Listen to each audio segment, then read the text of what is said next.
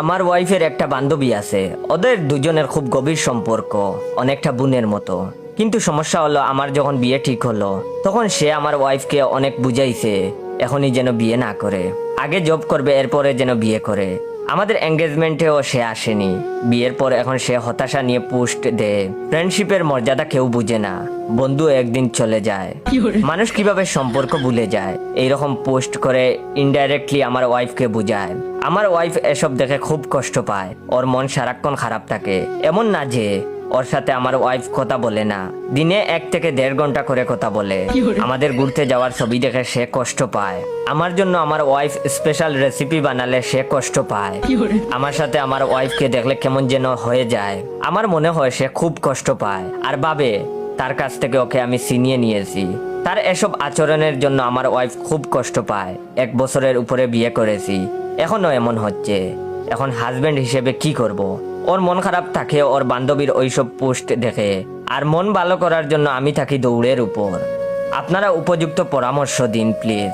আর আমি ভাবতেছি, আমার বউ যেহেতু মন খারাপ করে থাকে বান্ধবীকে ছাড়া, তাই বউয়ের বান্ধবীকেও আমি বিয়ে করে নিয়ে আসবো। 3 জনে মিলে মিশে সংসার করব।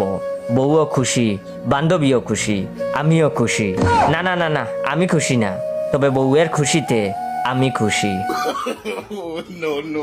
সকালবেলা ঘুম থেকে উঠে ভাবতে লাগলাম, আজ তো তরমুজের জন্মদিন। তাকে জন্মদিন উপলক্ষে কি গিফট দেওয়া যায়, কি গিফট দিলে সে খুশি হবে। আসলে তার নাম তরমুজ না, তার নাম জুমা। আমার গার্লফ্রেন্ড জুমা। সে একটু মোটা, সরি মোটা বললে ভুল হবে, একটু স্বাস্থ্যবান আর কি।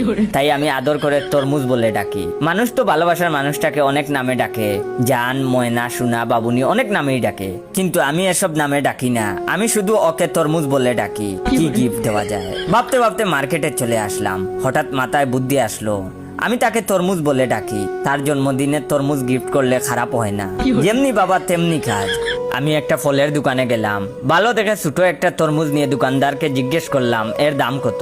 দোকানদার বলে 100 টাকা। তখন আমি ভাবলাম এত কম দামের গিফট দিলে ভালো দেখায় না, তাই দোকানদারকে বললাম, ভাই ধরেন এই তরমুজটা এই বাজারে শেষ তরমুজ, তাহলে এর দাম কত? তখন লোকটা বলে 200 টাকা। আমি তখন আবার বললাম, ধরেন এটা বাংলাদেশের শেষ তরমুজ, এটা ছাড়া আর কোনো তরমুজ নাই, তাহলে এটার দাম কত? লোকটা তখন বলল 500 টাকা। আমি আবার বললাম, ধরেন এটা পৃথিবীর শেষ তরমুজ, এই তরমুজ ছাড়া পৃথিবীতে আর কোনো তরমুজ নাই, তাহলে এটার দাম কত?